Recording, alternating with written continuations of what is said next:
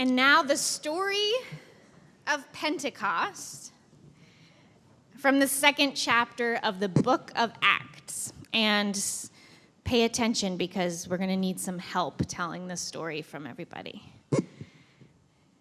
When the feast of Pentecost had come, they were all together in one place. And suddenly from heaven there came a sound like the rush of a strong wind. No one could tell where it came from. It filled the whole building. And then divided tongues as of fire appeared among them, and a tongue rested on each of them. And then, keep them going if you want. You got to commit.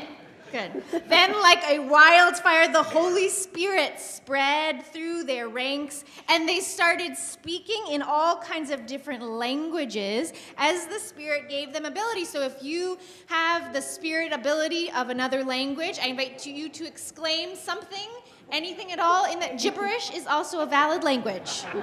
Déjame saberte de los hechos de Dios Todopoderoso, que nos ama tantísimo. ¿No te crees? ¿Cómo es Él? ¿Cómo es Él, nuestro Creador? What's going on? What is all this? What is this racket? Meanwhile, there were all the Jews coming, staying in Jerusalem, devout pilgrims from all over the world.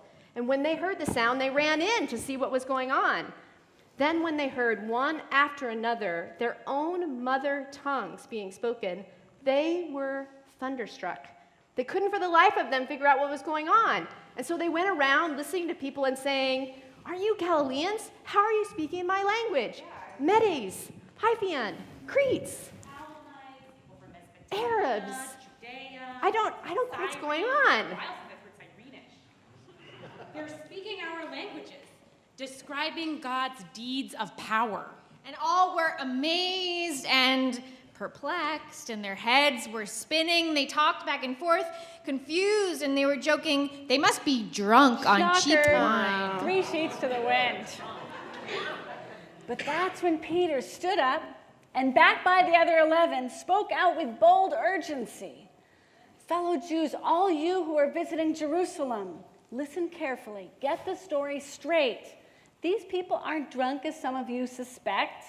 They haven't had time to get drunk. It's only 9 a.m. This isn't Napa Valley. This is what the prophet Joel announced would happen.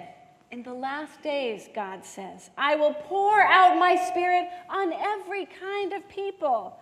Your sons will prophesy, and your daughters also. Your young ones will see visions, and your old ones will dream dreams.